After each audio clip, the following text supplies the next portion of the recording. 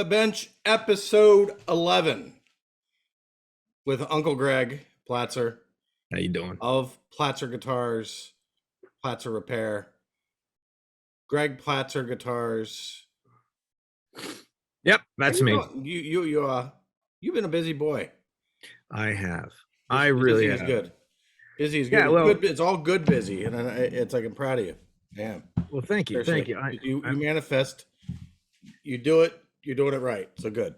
I manifested once, but some penicillin took care of that. Yes. Yep. Yep. So I was at the Philadelphia Vintage Guitar Show in Oaks, PA, All right. and last weekend I was helping out my friends at Action Music with their booth, and really I was just there to, buy broken stuff, fix it, and my phone rings, and it's a Delaware phone number. And I don't know anybody in Delaware, I don't think. And I get this nice young lady, and she's like, "Is this Greg Platzer?" And I said, "Yeah." She said, "I'm at the Wilmington, Delaware Guitar Center, and I have my brother's Les Paul with a broken headstock. And the guy at the counter told me there's only one guy that I should bring that guitar to, and it's you. So he opened up your Facebook, showed me pictures of your work, and gave me your phone number." And I was like, "Wow." I said, "Okay." I said, "Well, I've fixed a few Les Pauls, and You. but I don't know when I'm going to make my way to Wilmington, Delaware to pick it up." And she said, "Well, it's for my brother. He's going through cancer treatment at a hospital in Philadelphia." And I said, "I'm in Philadelphia." And she said, "Well, I'm going to be there in 2 hours. So I'll bring the guitar." So 2 hours later, on the dot, she texted me, and I walked out front and took possession of her brother's guitar. And we talked about it. Her brother Justin is fighting the good fight. Mhm. And she is an absolutely wonderful young lady. And I took the guitar, and she gave me Justin's info, and I texted Justin, and I said, "You take care of you, I'll take care of the guitar. And at some point soon, I'm going to come watch you play this guitar on stage." Mhm. So it's bad. Now, I don't know how much we're going to be able to see. I've already started on it. You can see I pulled the frets. Mhm. The fingerboard was broken all the way along there a couple places, and I've already started putting it together. And when we do the photo montage, I'll send you the pictures to put in the montage. Mhm. You can see the progress. But what we're going to do is, with each at the bench, we're going to follow the progress of this guitar. And at some point on At the Bench, we will have a picture of Justin on stage playing this guitar. Yeah. Yeah. Yes. And on the back, ordinarily I have a flashlight, I could illuminate this, but I do not. But you can see it's bad. It was Mhm. broken before, Yeah. and it is very, very bad. So this is one of those cases where if it wasn't a life or death situation, there's no way in hell I would fix this thing. But for this Mhm. young man, I'm going to do it. Oh yeah. So It'll make his day. It'll make his world. yeah, that's the new project. The project we were following, let me put this over here. Dead air, dead air, dead air, dead air. The project we were following was the Black Karina project. All right. So the Black Karina project. Let's go on record to say who the Black Karina project was for. ZZ Top. Okay. My brother Not Elwood. just Billy Gibbons, but the bass Elwood and Billy. Elwood has been the guitar. I met Elwood when he worked with Aerosmith in the early 90s. Mm-hmm. Then I didn't see him for 10 years. And Aerosmith played with ZZ Top, and I ran into him. And it was nice to see him, blah, blah, blah. And we just spend a lot of time talking and hanging out and this and that. And he's just one of my favorite people. And just an absolutely fantastic guitar tech. And so whenever ZZ's in the area, I always go and hang out. And, I've said before, I'm fortunate enough to deal with a lot of famous people, but one of the reasons that they deal with me is because I don't interact with them unless I have to. And so Billy and I would see each other, and there would be a nod and a wink. But other than occasionally when Elwood would pull us together talking about guitars, I just there's Billy. I mean, he's one of my idols, but I'm not Mhm. gonna. I'm not important enough in his world for me to take his time. So, Mhm. so last year, actually, exactly a year ago this week, um, Elwood calls me up and he says, "Dusty went home sick. I'm a little concerned that ZZ Top might be over, so we got to find me another gig." So we called around to the TMs of the tour managers of Aerosmith and Kiss and Mhm. various other bands looking for a gig, but nobody was doing anything because of COVID. Yeah, yeah. So it was a very tense couple days. And then Elwood calls me up and he goes, "Hey, don't worry about it. I got a gig." And I said, "Oh yeah, what'd you get?" And he said, "Well, Dusty recommended me to Billy, and so I am now the bass player in ZZ Top. You want my gig?" And I said, "No, um, I don't want to be a roadie." And a couple days later, I was having my shoulder rebuilt, so it didn't really matter anyway. Mhm. But Elwood became the bass player, and he's been around the band for 30 years. And the most ironic thing is when COVID happened, he decided he wasn't going to shave anymore. So he had a beard. And uh, You think that had anything to do with? I know he's family. I'm sure it helped. I mean, Yeah, let's be honest. yeah, yeah. There is an aesthetic Of to course. ZZ Top that And an cannot be irony that good. the drummer named Beard is the only one that doesn't have a beard. The irony. The irony. Oh, sweet irony.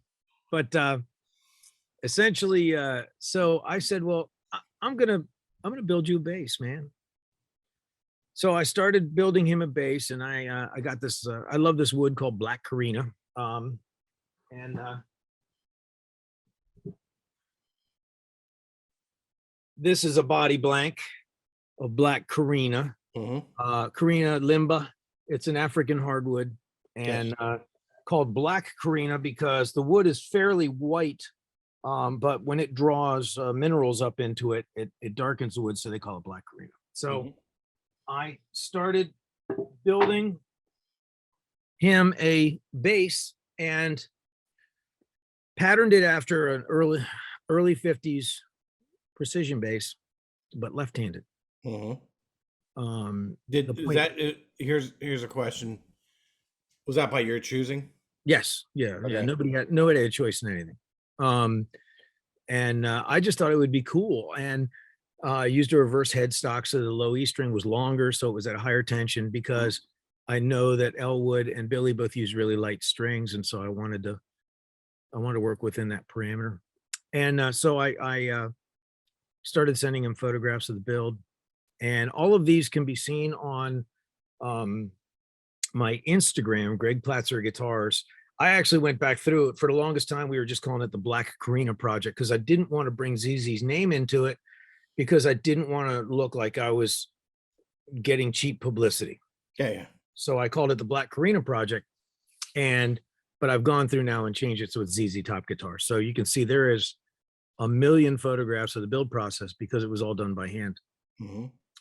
And I sent some photographs to Elwood, and Elwood showed Billy, and Billy's like, "Oh, I think I want to get in on this." So uh, Billy specified that his guitar had to be less than 6 pounds, Gibson scale, 24 3/4 inch scale, and have a 12-inch radius fingerboard and a neck like an old Les Paul. Okay. So that was there were some other parameters which I ignored because I mean I'm building him the guitar. You know, if you want a commission, if you want to give me dollars, I'll do exactly what you tell me. But if it's up to me, it's up to me. So I built these two instruments, and um, last Sunday of this past week, they played at Penn National Racecourse in Grantville, Mhm. and I brought them and I left them on Billy or on Elwood's bus. And Elwood and I hung out and told jokes and this and that. Ann Wilson was opening up, and she was magnificent. Her band was killer, Tom and Bukovac. Tom Bukovac on guitar, Yeah. and shout out to Ebo, his guitar tech, who we're definitely birds of a feather. He builds amps and he's a craftsman and he's nuts. So Uh-huh. basically, I think we might be related. Right. And so so Billy didn't get to see the instruments before the show because he stayed on his bus because it was man, it was hotter than a sack. Oh yeah, it was. And but there was a nod and a wink. And then the next day, Monday, I'm making dinner. Sarah was at rehearsal, and I'm making dinner, and my phone rings, and it's Billy Gibbons, and he's raving about the guitars. He and Elwood are on the bus, and they're playing them through little amps, and he just is going on and on about how righteous this guitar is that I built for him, and how appreciative he is and everything. And Elwood had definitely freaked out about the bass. Elwood was super happy. And again, I can't say I will never say anything bad about Elwood. That's how cool he is. So there I am in my kitchen making dinner with an icon raving about a guitar I built for him. And I got to tell you, it was surreal. It was absolutely one of the most unusual and wonderful occurrences of my life. And Sarah comes in and she's like, "Why isn't dinner ready?" And I held the phone out, said Billy Gibbons. She's like, and I hit it, put it on speaker, and you heard, and she was like, "Oh, that's him." So then eventually I said, "Hey, Billy, I'm going to be in Baltimore tomorrow night at the show. So how about if I eat dinner?" And he's like, "Oh yeah." And so the next day I drove down to Baltimore and hung out with Elwood before the show, and then just did my walking around. And shout out to Evan, the new guitar tech, who's a terrific guy. He worked for Gwen Stefani and Demi Lovato and all these female pop artists, and then he got this gig, and it's a big change, and he's digging it, and he's great. And at one point, there's my bass, and they go to do a changeover. So I got a couple pictures of Elwood playing the bass on stage, and Billy's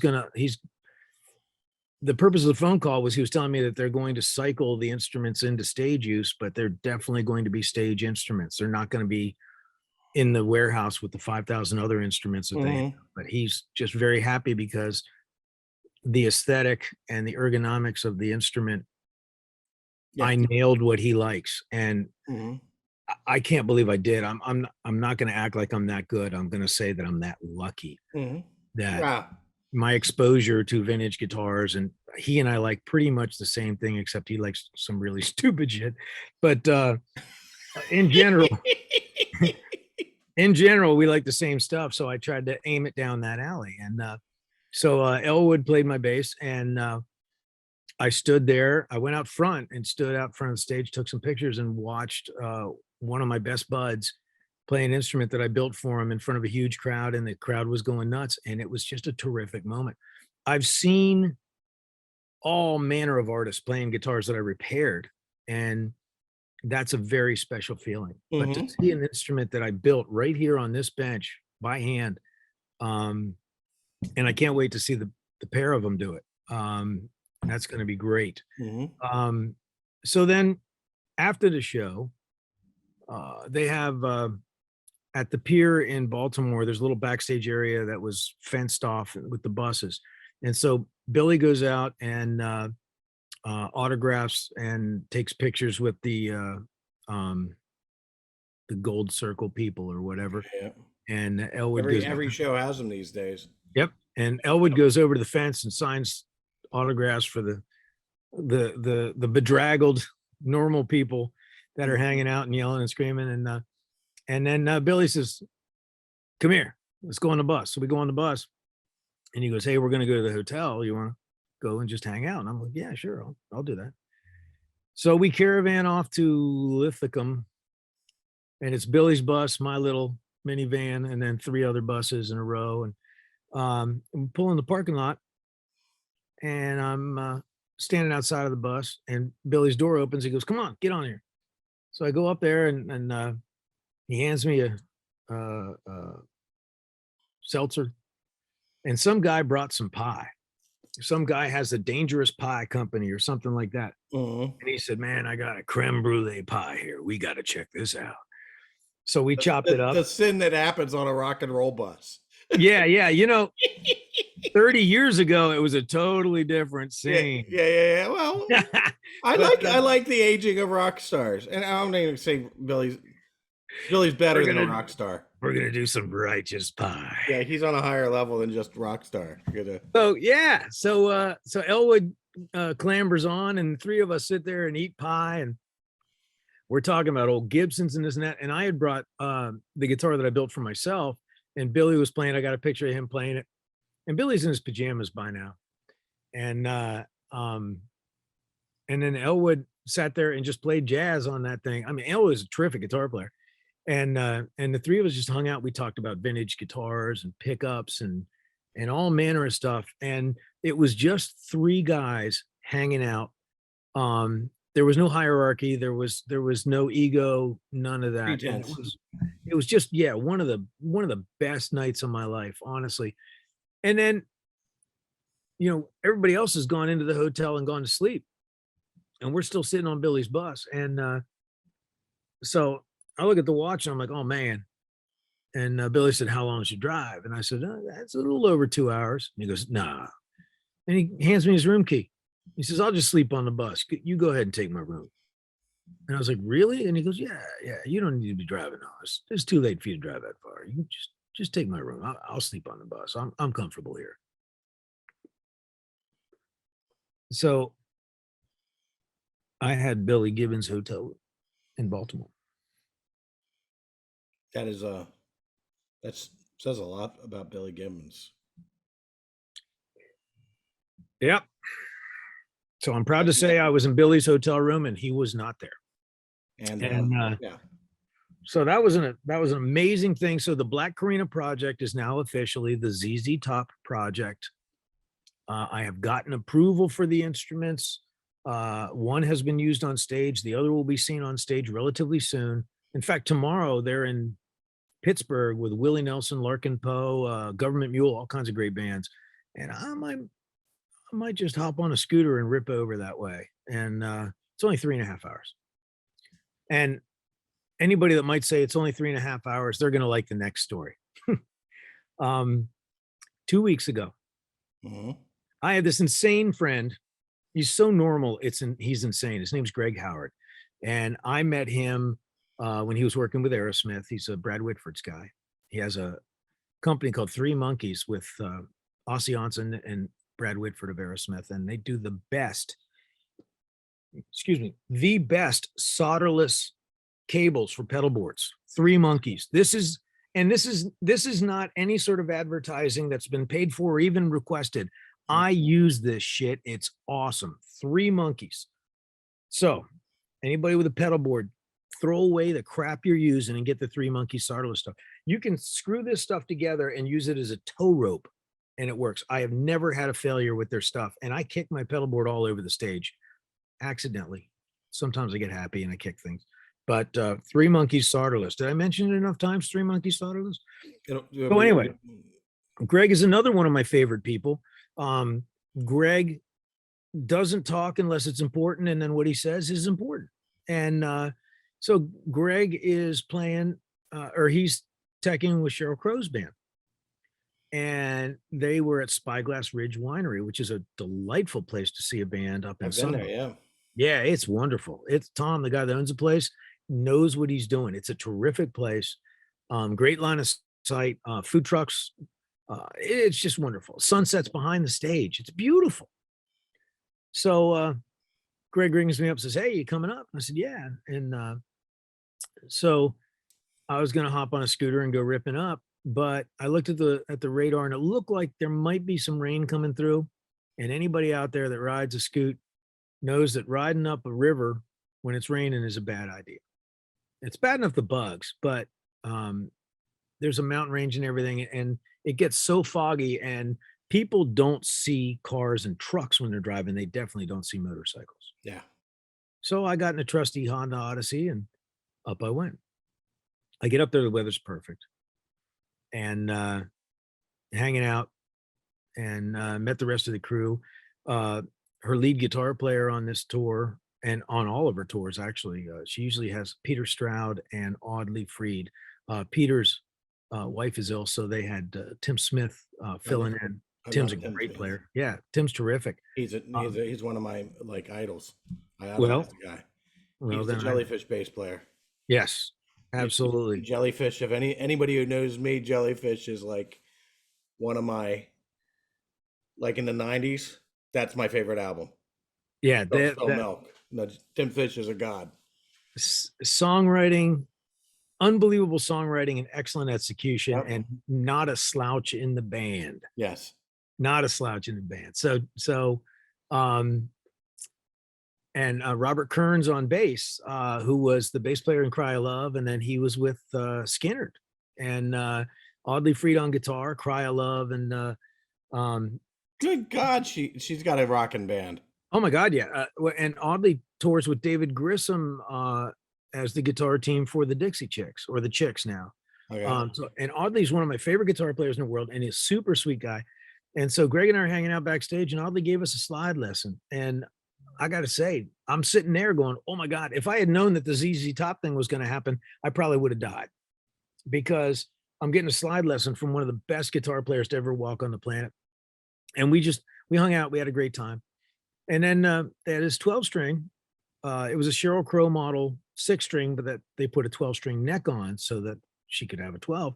And the bridge was pulling up. And Greggy said to me, it's too bad you rode up, because you could take this back and fix it. And I said, well, I drove my van.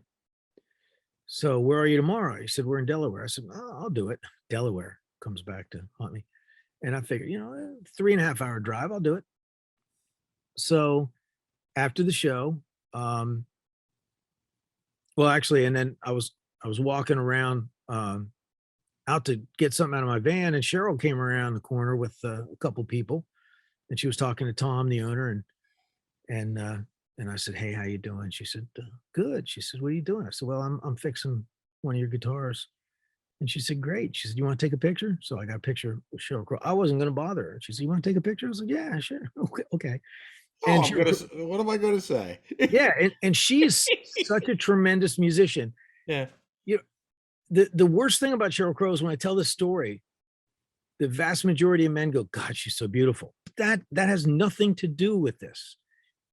What Yeah. matters is she's a tremendous musician, an amazing band leader, and Mhm. an excellent producer. She's just a wonderful, wonderful, wonderful artist. Yeah. So I walk away, and Sheryl Crow has to take a picture with me. I'm kind of happy with that. And after the show, we case up the guitar, and I drive the hour home, stay up for 2.5 hours, and I fix the thing. All the photos are on Greg Platzer Guitars on my Instagram, of course, and my Facebook. And I, What are you having to do with this guitar? You're having to reglue and yeah, the bridge was lifting up from too much tension. So what I had to do was heat up the glue pot, um, clean away the glue that was and a little bit of top damage, and put in hot hide glue, and made these little calls so that the clamping force was on the outside edge of it. Clamped it all up, let it sit overnight. Hide glue is strong at an hour, but really strong at 4 hours. So okay. 6 hours later, That I was could my take next the clamps question. off. Yeah, yeah. If it was tape bond or something like that, it would be a 24-hour clamp. But hot hide glue that's the stuff, man. Mhm. I mean, and so I get up in the morning, and I take the clamps off, and I clean up everything, and I level crown and polish the frets and dress the fret edges, and then restring the guitar and throw it in the van, and figure I got a 3.5 hour drive. Um, 5 hours and 45 minutes later, I pull in backstage, because they're not just in Delaware. They're in Delaware, basically right adjacent to Ocean City, Maryland. Okay. So I had to go past Dover, and it was a long, arduous drive getting, it was Sunday driving to the beach drive. You can imagine.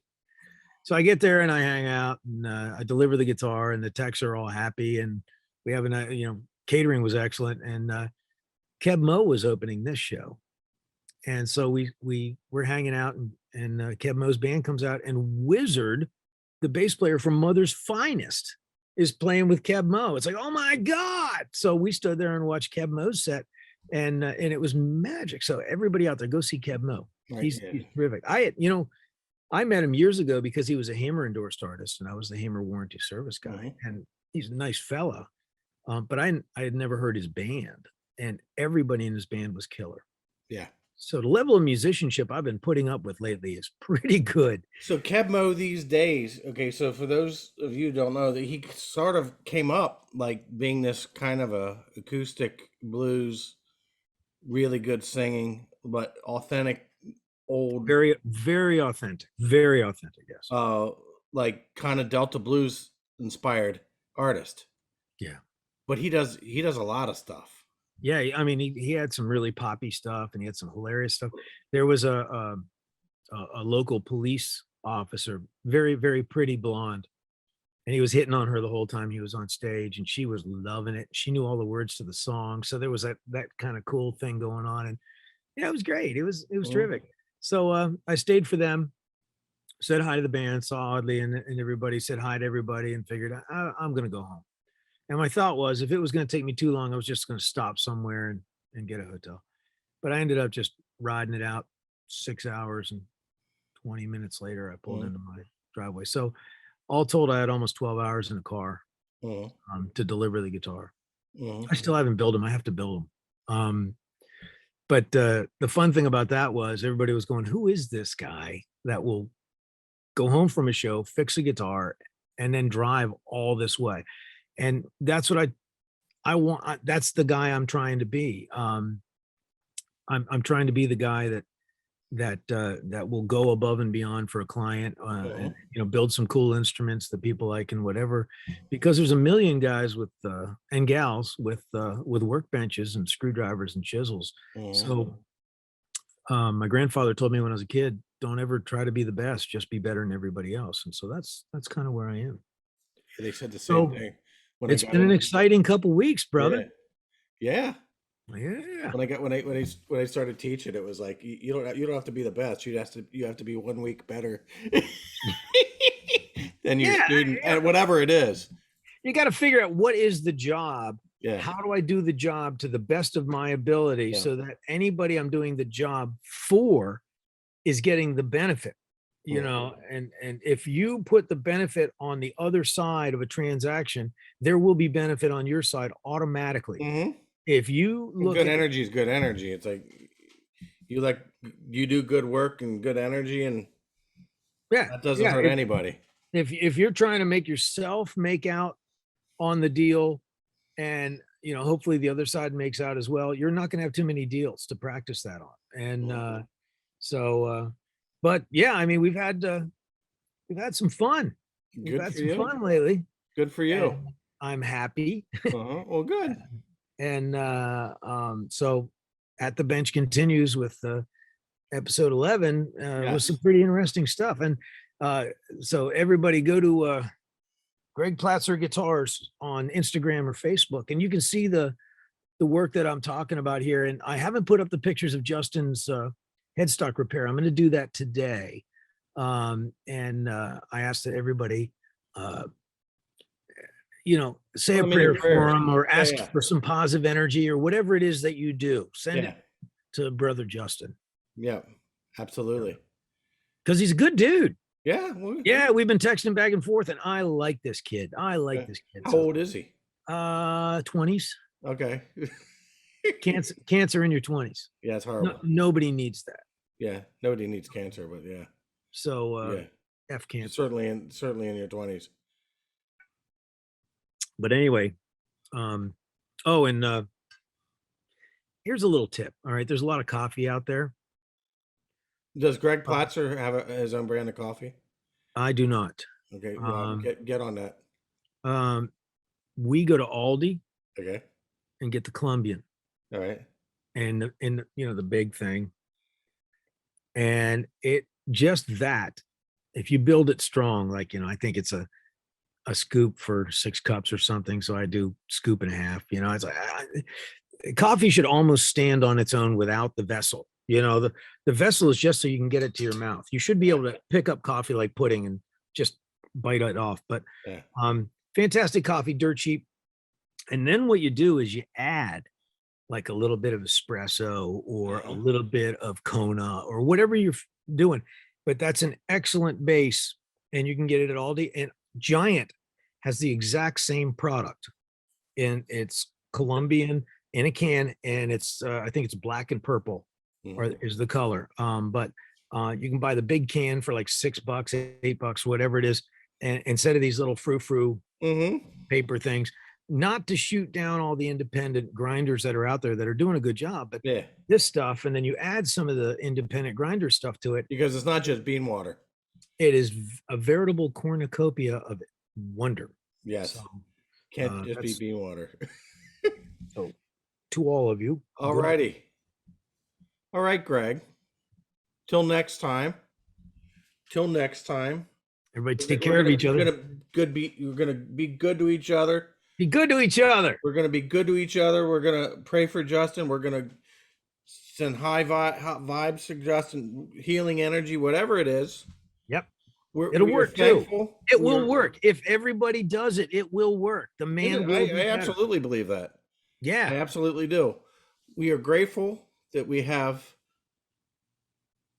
rock stars that are aging gracefully and decent human beings, and God, it's being so nice. great, being After great. dealing with the Axl Roses and Yeah, the yeah. Yngwie Malmsteens and stuff like that, see, I had to throw in an anti-Yngwie Every episode. every episode. But honestly, Yngwie Malmsteen, Yingwei Wingnut, Manglepoop. This guy is so convinced that he's the center of the world. And then you get the Reverend Billy G. Yeah. Man, that's too far to drive, man. Yeah, no, that is just that's priceless. Yngwie walked And off for what from. it's worth, I'm just a small person in this universe. We're all Yeah, small people in this universe. but he That's has the my point. respect. He has my Yeah. respect. Not one of us matters. Yes. That's just it. And if you think you matter, you're an idiot. Mhm. And Yngwie walked off the stage, said to the monitor engineer, I was standing with the monitor engineer, and he goes, "Don't change a thing." Well, why would he? Just anyway. So Sheryl Crow, Was that an Arnold Schwarzenegger accent? same thing. Same thing. And they're both as relevant right now. Yeah. But all the guys in ZZ Top, terrific guys. And Frank, by the way, I'm going to point something out. Frank Beard actually smiled the other night. I haven't seen Beard smile in 20 years. Yeah. He's a miserable guy, but he smiled the other night, and that was really kind of cool. And Cheryl and her whole band and everything, everybody's been so nice to me, and I owe nothing but thanks, because in the whole scope of things, I'm just a little blip on the radar for these people. They don't need to treat me with any sort of kindness or respect, but they chose to. And it wasn't because I'm Greg Platzer. It was because I was somebody in their circle at that moment. And that is the lesson. When there's somebody in your circle, you treat them well. And you don't need to, nobody needs to prove to you that they're worth being treated well. Treat everybody well. Treat everybody well. Even the assholes. And they might not be assholes for long. Mm-hmm. That's true. So be good to each other. Be good to each other. Okay. See ya. Till next time. Next time, episode 12. It's coming up. Yep. God bless y'all. I can't say when, but see ya. Bye-bye.